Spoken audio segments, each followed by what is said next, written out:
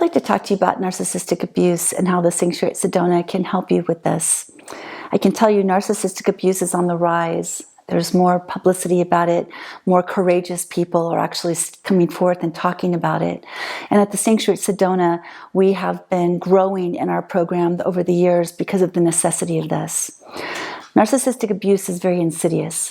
You know, it affects people in levels that they're not even aware of, through techniques like gaslighting, getting people confused, starting to question who they are, their own intuition. They stop trusting themselves.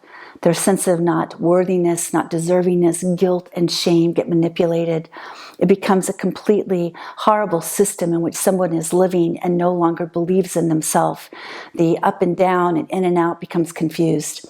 And I can tell you at the Sanctuary at Sedona, we help people find themselves again, remember who they are, find their own sense of power and clarity, be able to take back their life with boundaries, recognize what their needs are, have real clarity over what's been going on and the manipulation on these deeper levels.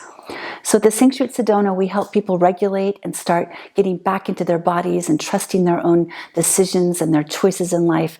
But beyond that, we help them go deeper.